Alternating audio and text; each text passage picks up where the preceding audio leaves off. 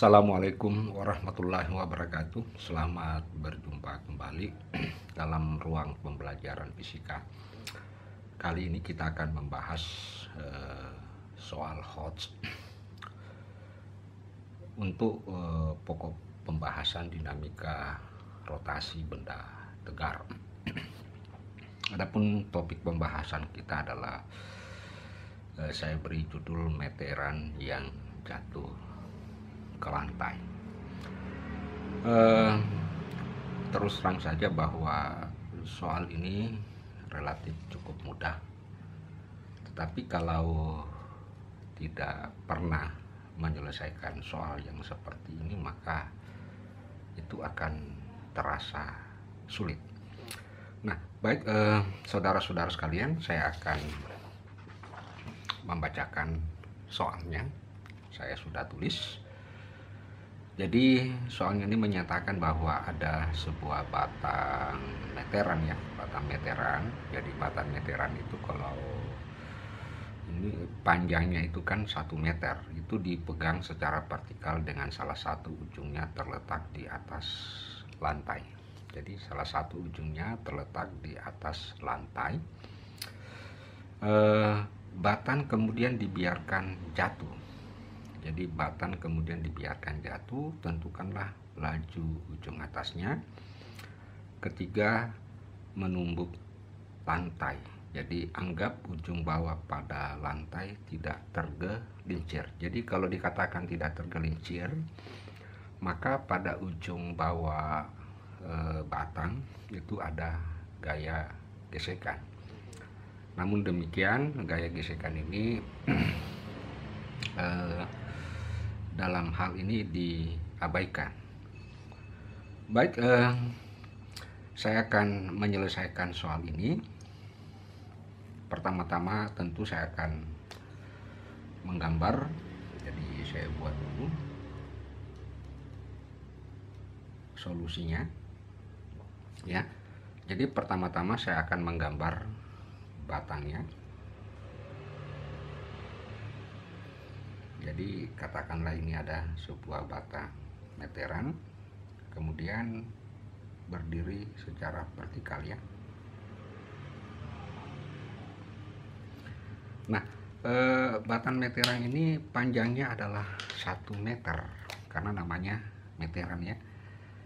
Jadi panjangnya ini L sama dengan 1 meter. Nah, dari pernyataan soal sebenarnya ini kita sudah bisa mengetahui bahwa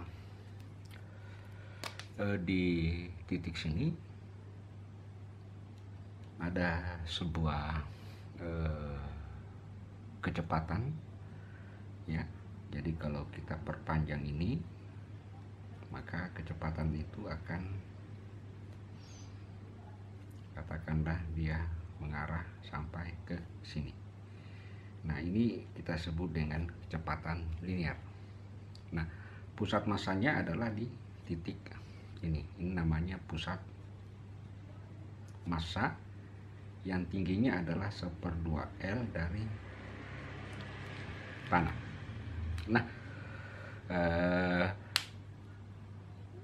dengan melihat sketsa soal ini, maka sebenarnya cukup kita menggunakan hukum kekekalan energi. Jadi cukup kita menggunakan hukum kekekalan energi dengan menganggap bahwa energi sebelum ujung tongkat ini atau batang meteran ini tiba di lantai, itu adalah energi potensial di mana kita mengambil pada pusat masanya ya. Jadi kita menggunakan hukum energi. Jadi bisa saya tulis bahwa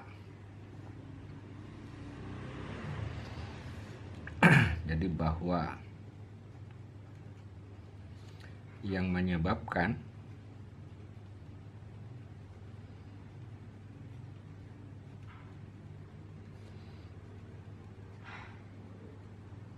batang jatuh adalah energi potensialnya yaitu sama dengan mg.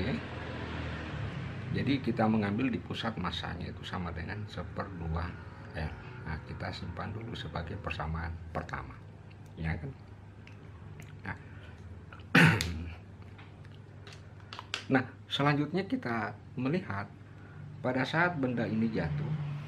Jadi pada saat batang ini jatuh, maka seolah-olah pusat lingkarannya berada di sini, ya, seolah-olah pusat lingkaran berada di lantai, sehingga energi kinetik rotasinya itu dapat dituliskan jadi energi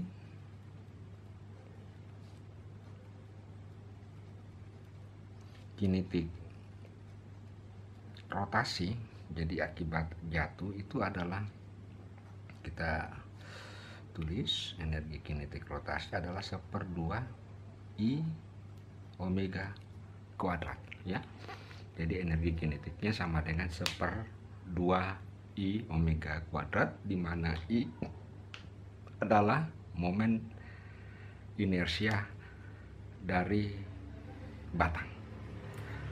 Nah, momen inersia dari batang, ya, kalau kita mengambil pusat di titik sini, maka kita dapatkan I-nya itu sama dengan 1/3 ml kuadrat. Jadi bukan 1/12 itu kalau dia melalui salah satu pusat, tetapi kalau dia melalui salah satu ujung, maka dia adalah 1/3 ml kuadrat.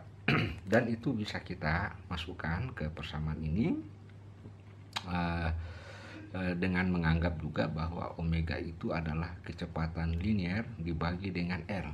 Jadi yang pusatnya ini adalah kecepatan linear dibagi dengan L, di mana L ini adalah menyerupai jari-jari, sehingga energi kinetiknya itu kita dapatkan 1/2 kali masuk 1/3 ml kuadrat, kemudian masukkan ini omega tentu adalah V kuadrat per L kuadrat, ya.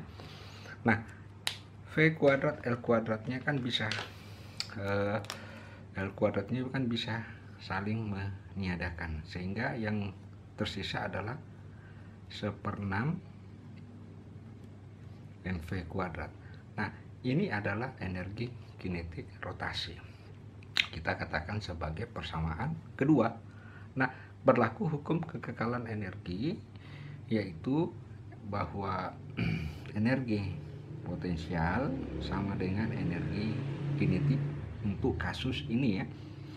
Jadi persamaan 1 sama dengan persamaan 2, sehingga kita dapatkan mg kali 1/2 L sama dengan 1/6 nv kuadrat. Nah, m-nya sudah bisa dihilangkan, ini juga tinggal 3, maka kita dapatkan V kuadrat itu sama dengan 3 GL, ya, atau bisa kita tulis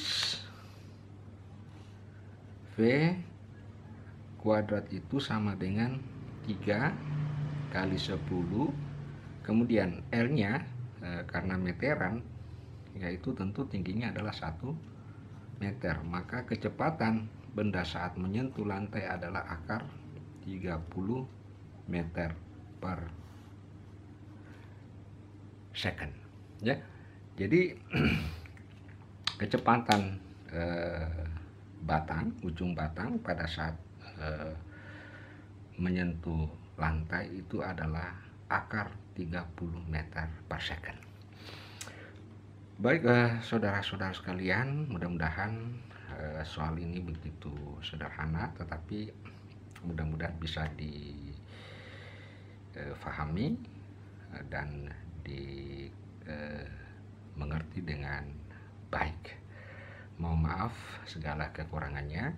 Sekian, wassalamualaikum warahmatullahi wabarakatuh.